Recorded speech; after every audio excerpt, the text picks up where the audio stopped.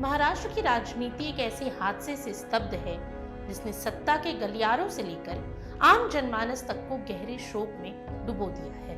बुधवार सुबह पुणे जिले के बारामती क्षेत्र में हुए एक भीषण विमान हादसे में महाराष्ट्र के उप मुख्यमंत्री अजीत पवार का असामयिक निधन हो गया।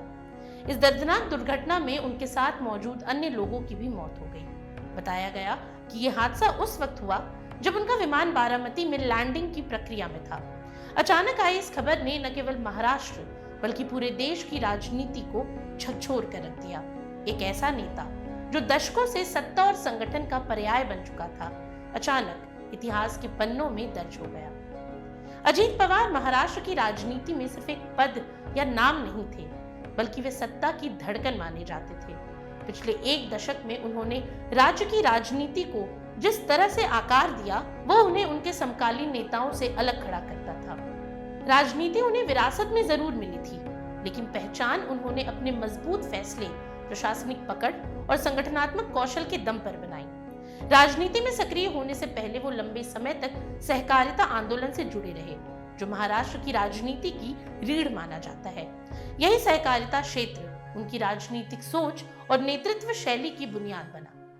22 जुलाई 1959 को जन्मे अजीत पवार राष्ट्रवादी कांग्रेस पार्टी के संस्थापक और दिग्गज नेता शरद पवार के भतीजे थे, लेकिन रिश्तों की इस पहचान से कहीं आगे निकलकर उन्होंने अपनी अलग राजनीतिक जमीन बनाई। महज 23 साल की उम्र में राजनीति में कदम रखना और कोऑपरेटिव शुगर फैक्ट्री के बोर्ड का सदस्य बनना उनके शुरुआती आत्मविश्वास को दर्शाता था।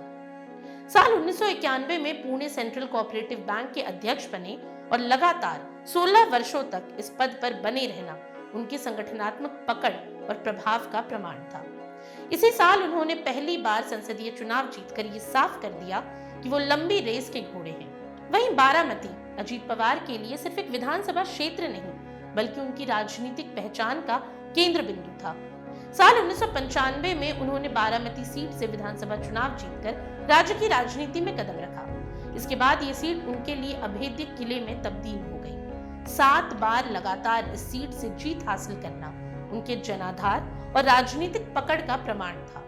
बारामती से निकलकर वो महाराष्ट्र की सत्ता के शीर्ष तक पहुंचे और संयोग देखिए कि उनका अंतिम सफर भी इसी धरती से जुड़ गया, जहां विमान हादसे ने उनकी जीवन यात्रा को विराम दे दिया। साल 2010 में अजीत पवार पहली बार महाराष्ट्र के उप मुख्यमंत्री बने। इसके बाद वो अलग अलग सरकारों में कई बार इस पद पर आसीन रहे।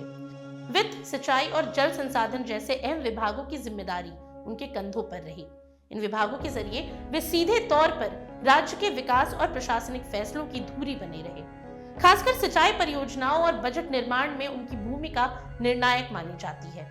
उनके फैसले कई बार विवादों में रहे, लेकिन उनकी प्रशासनिक पकड़ और तेज निर्णय क्षमता से कोई इनकार नहीं कर सकता। वहीं अजीत पवार की राजनीतिक यात्रा का सबसे दिलचस्प और जटिल अध्याय उनके और शरद पवार के रिश्तों से जुड़ा रहा। शरद पवार को वो अपना राजनीतिक गुरु मानते थे। राजनीति की बारीकियां, संगठन की ताकत और सत्ता साधने की रणनीति, सब कुछ उन्होंने चाचा से ही सीखा। एक समय ऐसे भी कहा जाता था कि अगर शरद पवार एनसीपी की आत्मा है तो अजीत पवार उसकी काया। लेकिन समय के साथ दोनों की सोच और रणनीति में फर्क उभरने लगे और अंततः अजीत पवार ने चाचा से अलग राह चुनने का जोखिम भरा फैसला लिया। शुरुआत में यह कदम राजनीतिक आत्मघाती माना गया, लेकिन उनकी प्रबंधन क्षमता, त्वरित फैसले लेने की शैली और पार्टी नेताओं में मजबूत पकड़ ने उन्हें मजबूती दी। ऐसे में आज अजीत पवार का जाना महाराष्ट्र की राजनीति के एक पूरे अध्याय का अंत है। अजीत पवार विवादों से परे नहीं थे, लेकिन उनकी प्रशासनिक दक्षता, राजनीतिक सूझबूझ और जमीनी पकड़ को उनके विरोधी भी स्वीकार करते थे। ऐसे में महाराष्ट्र की राजनीति में उनकी कमी लंबे समय तक महसूस की जाएगी। आज के लिए इतना ही। ये सामग्री आपके लिए जुटाई थी उर्वशी शेखर ने और वीडियो संयोजन किया था राहुल कुमार ने। ये वीडियो आपको कैसा लगा हमें कमेंट सेक्शन में जरूर बताएं और ऐसी तमाम रोचक जानकारियों के लिए बने रहिए स्वराज पोस्ट झारखंड के साथ। और अब तक अगर आपने हमारे YouTube चैनल को सब्सक्राइब नहीं किया तो अभी जाकर करें और Facebook पर हमारे पेज को लाइक और फॉलो करना ना भूलें।